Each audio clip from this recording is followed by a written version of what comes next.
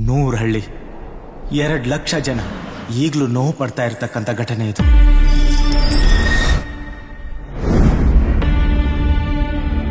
ಈಗಾಗಲೇ 5 ಜನನ ಸಾಯಿಸಿದ್ದೀರಾ. Next target ನೀವೇ ಅನ್ಸುತ್ತೆ. ನಮ್ದೇನು ತಪ್ಪಿಲ್ಲ ಶಿವು. ಯುದ್ಧ ಇವಾಗ ಶುರು ಆಗಿದೆ. ಅದ್ಯಾವನ್ ಬರ್ತಾನೋ ಬರ್ಲಿ. ಅವರು ನನ್ನ ಕೈಯಿಂದ ತಪ್ಪಿಸ್ಕೊಂಡಿರ್ಬೋದು, ಆದ್ರೆ ಯಾವುದೇ ಕಾರಣಕ್ಕೂ ಅವರು ನನ್ನ ಮಗನ ಕೈಯಿಂದ ತಪ್ಪಿಸ್ಕೊಳ್ಳೋದಕ್ಕೆ ಸಾಧ್ಯನೇ ಇಲ್ಲ.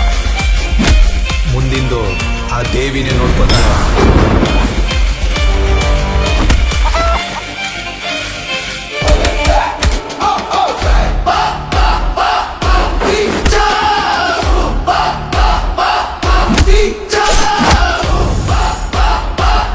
Teacher!